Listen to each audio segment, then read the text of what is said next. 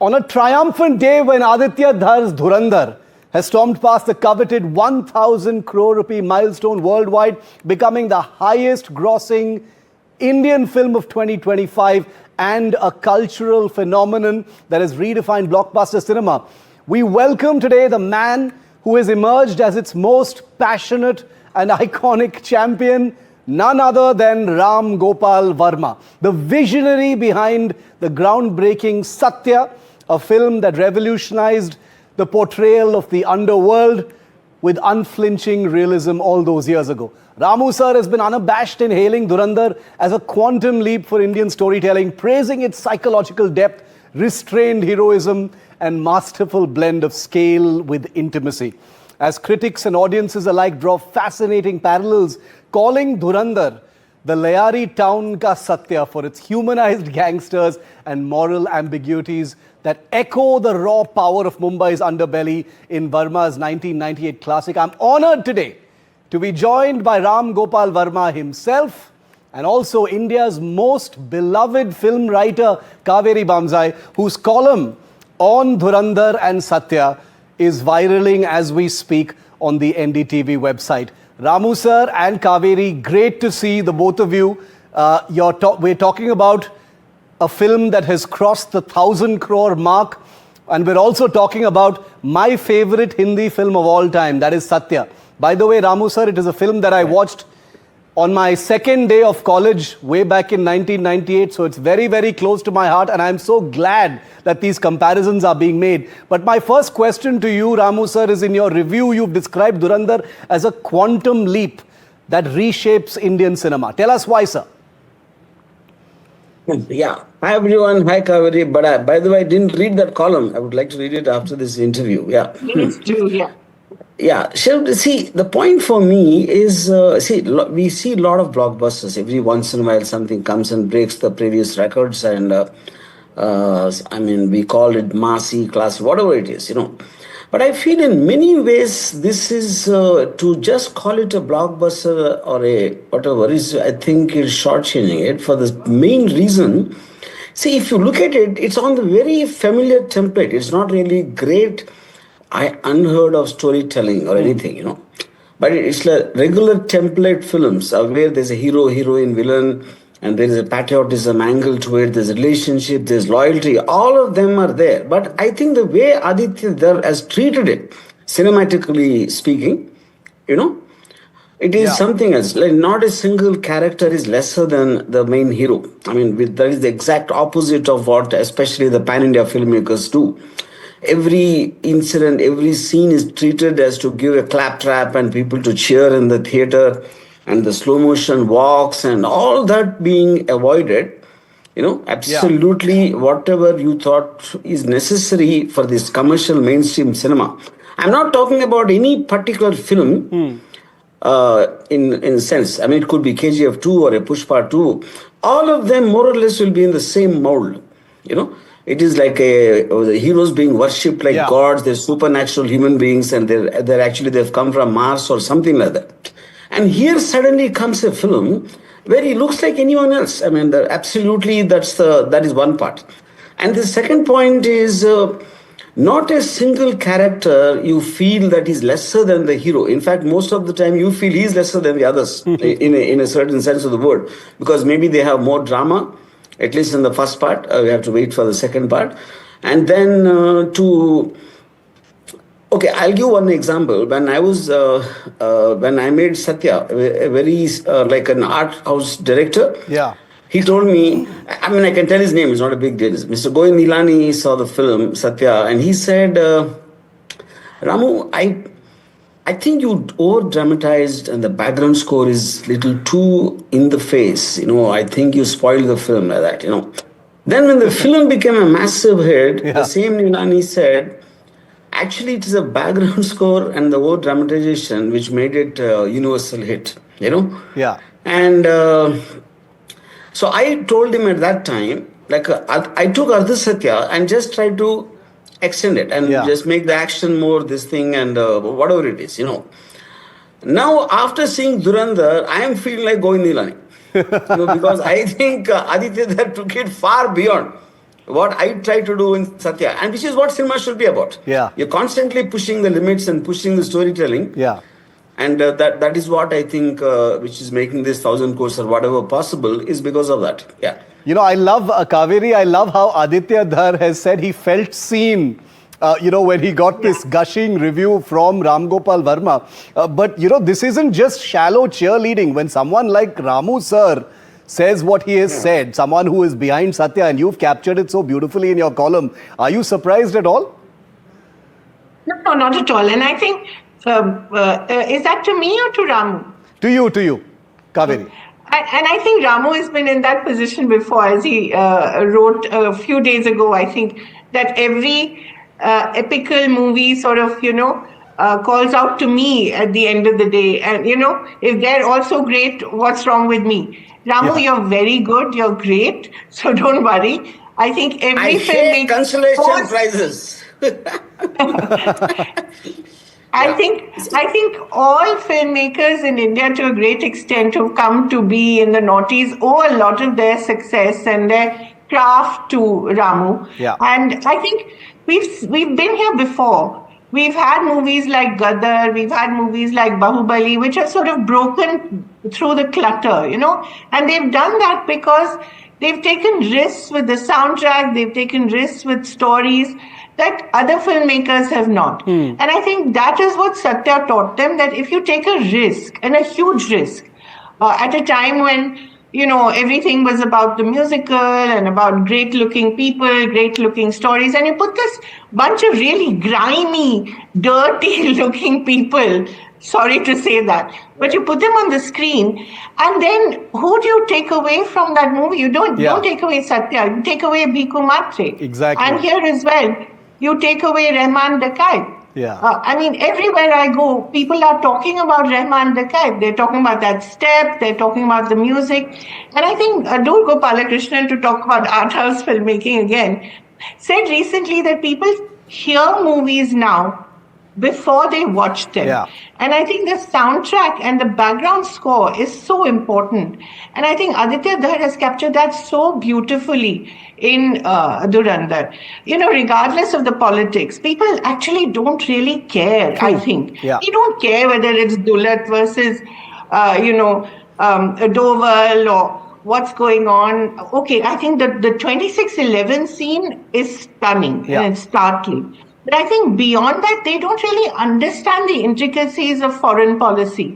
It's really the immersive filmmaking, the music, the virality of the small clips, which, by the way, they didn't do before the film. They did it after the film. So the marketing of the film was after the film was released, which was very clever. Which is incredible, and you make that point, Kaveri, also of the lack of pre-release marketing hype, that went to making this such an incredible success. But Ramu sir, both of you have talked about the music, the soundtrack, and how you view it.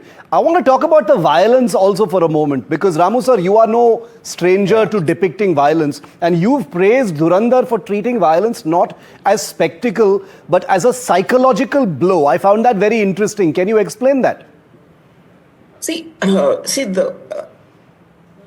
If you talk about a Satya or a company, I feel it be highly appreciated by a section, or maybe whatever the section is, But I don't think Dhurandhar is in the category, mainly for the reason, if these kind of figures like 1,000 crores and people watching it multiple times. See, one thing which we kind of many times forget is what kind of people are watching. Now, Kaveri is a critic. She knows cinema, she understands it. Somebody is 30, somebody is 40. Like, for example, Aditya Dhar told me he saw Shiva 200 times, But my point is, what age did he see that? At 8 or 9 years old, how does Shiva appear? I'm not very sure I can describe that. So all kinds of ages and genders and people watching a film universally, everyone, that is when a film will reach Dhurandhar kind of numbers. So I think my subtlety, subtlety is very, see, for example, one of the best scenes for me in Dhurandhar action set pieces, this is when Akshaye Khanna realizes he's a traitor. And then there's a fight sequence inside the car. that's one of the most exciting things I've seen in recent times.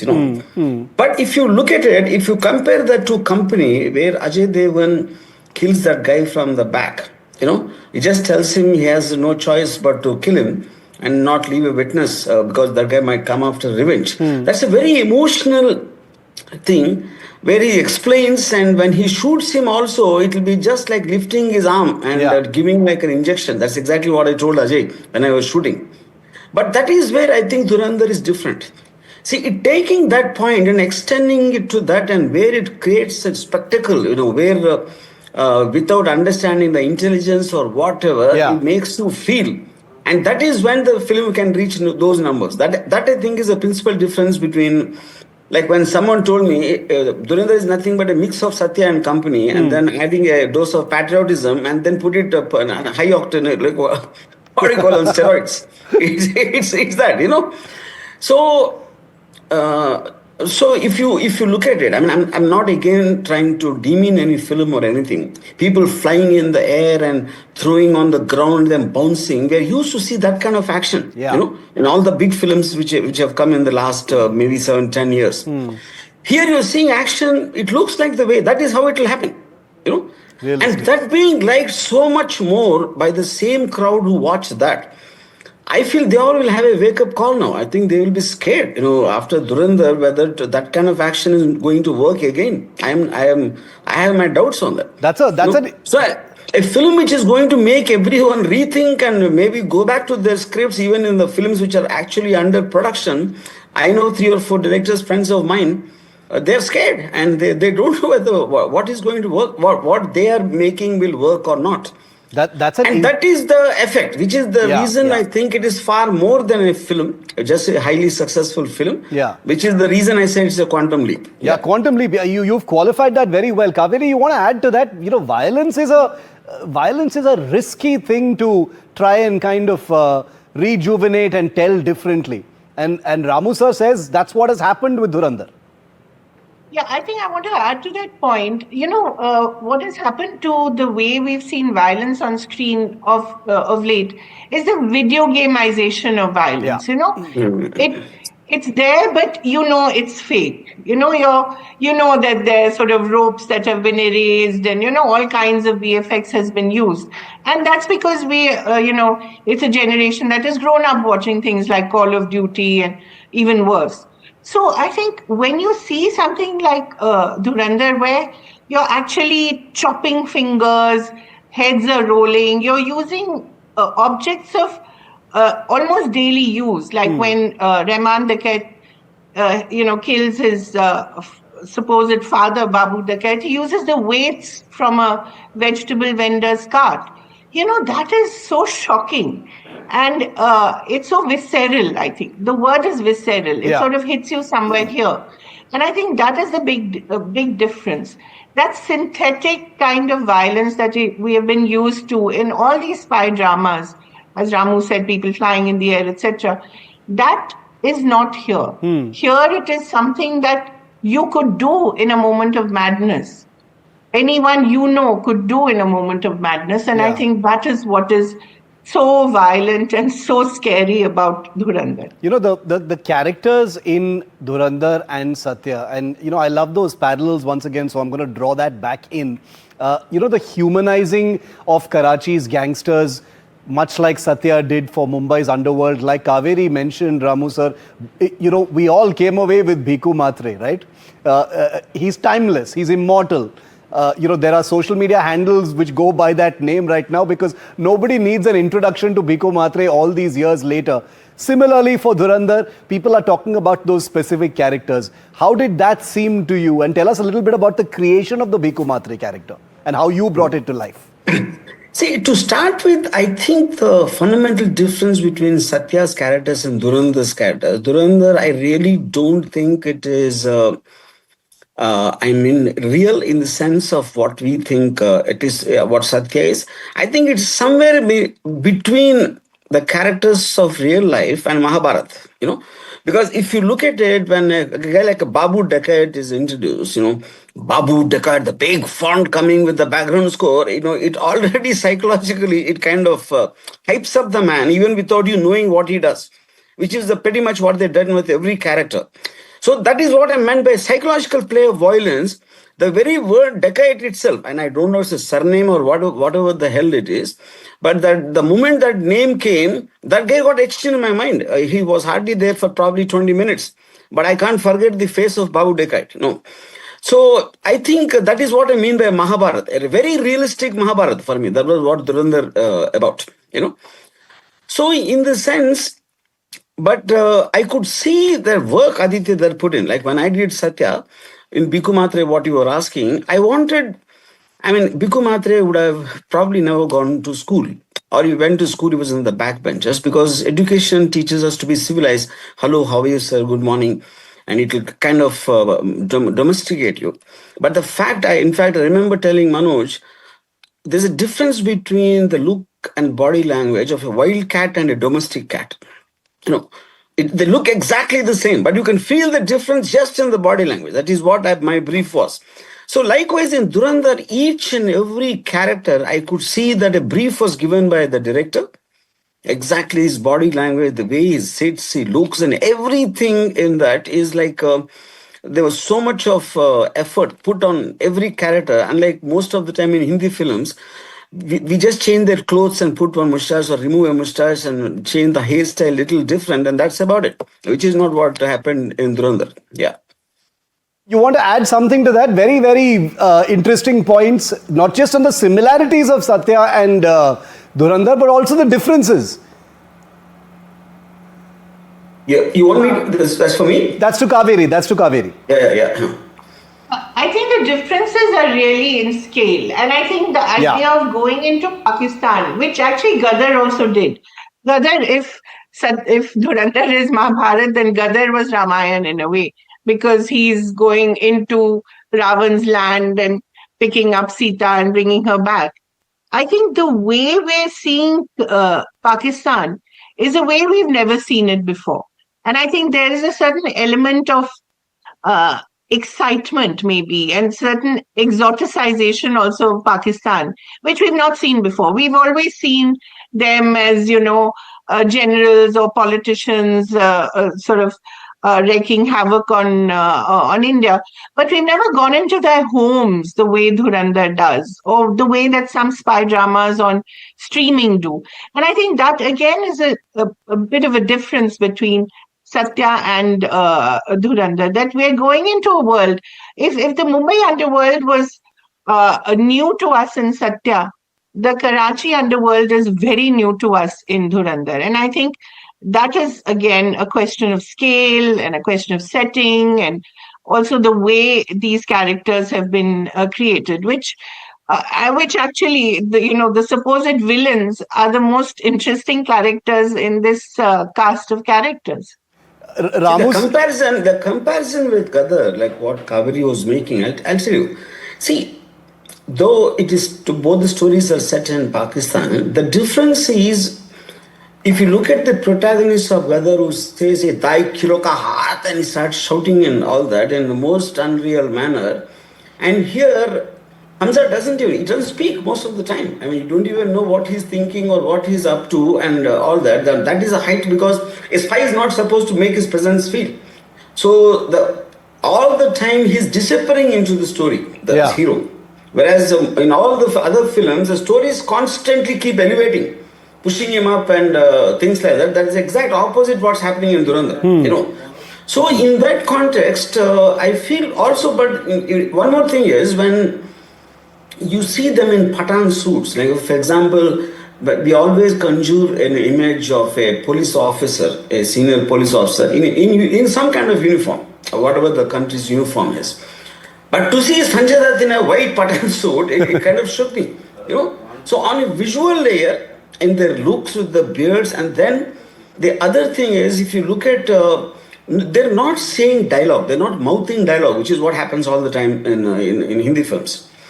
If Rehman Dakait is proposing that he wants to start this party and from behind support this, in his eyes you can see the subtlety of whether he is not sure whether we agree or believe, will agree with that or not. Those kind of things are what which make them so relatable. Though they're larger than life in every which way, like a man who can use a weight in a vegetable shop to smash the head of a guy, he's also vulnerable at a certain time. And the vulnerability is what which actually makes him believable. See, like Bhikkhu Matre is a ruthless hitman, But the way when his wife slaps him because he's coming late or he didn't tell him, that is what makes him believable. Yeah. I'm going to ask one final question to Ramu sir, which is that you've also said that Dhurandhar is a horror film for filmmakers who cannot match its brilliance. So your last word to you on that. Big words coming from Ram Gopal Varma, might I say. Yes. See, I believe it's like a horror film because it is scaring everyone, Because, see, the point like what I mentioned earlier in this interview, can you imitate? Do you have the capacity to imitate? Will it work again? Or if everybody is talking only about Dhurandhar, some of the films, I don't take names, if they release after Dhurandhar, I am not very sure how they would have done. Most of them would have been laughed out of the theatres, in my opinion, post Dhurandhar. Because once you see something of this quality, how will you bear with anyone of lesser quality? But now the various productions, which are already on the various stages of production, various films, they all have to go back and revisit the script and revisit what they've been planning and what they've been, the kind of action set pieces and all that. Yes, most of the time the film industry kind of wants to ignore when something becomes highly successful because they wouldn't know what to do. But I mentioned in the tweet also, I said, now this gives me an example. If you go to someone's house, and you visit, and they have this large dog like a Rottweiler or a Great Dane, and that keeps staring at you, And the owner says, no, it's a very nice dog. No problem. You do your work and don't bother about it. So you're pretending the dog is not there, but in your heart you're tense.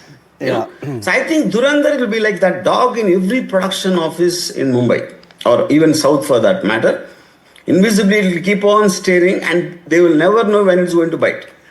I think that's a wonderful note to end on. All I can say is that our film department and our entertainment desk is going to be busy for the rest of the day pulling out these incredible sound bites and zingers that Ramu sir and Kaveri have dropped on this interview. So thank you very much to both Ramu sir and Kaveri. This has been a lot of fun. This has been illuminating. And might I say, as a personal request to Ramu sir, let's revisit Satya at some point in your career, sir. I think we'll do that. It bears revisiting in some way. Prequel, sequel, I don't know. That I leave to you. But vintage. That makes me feel ancient. Anyway, but okay, I get the point. हमको vintage Ramu मांगता है for another Satya reboot in some ways. But thank you very much, Ramu sir. Always a pleasure and a privilege. But I would like to say on the contrary. In fact, today only I put a tweet.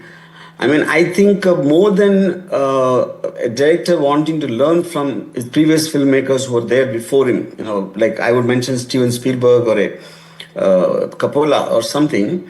I think now the time has come to learn from Aditya Dhar also. That is what I think. That is when cinema goes forward. It is not about resting on your past laurels. Arey, jab maine Satya banaya. I don't get it. I would like to learn what I can do from Dhurandhar. That I think is a much better thing. Your humility is shining, and I think it's so nice to see someone who is like an eternal student. It is not humility; it's shameless admission of truth.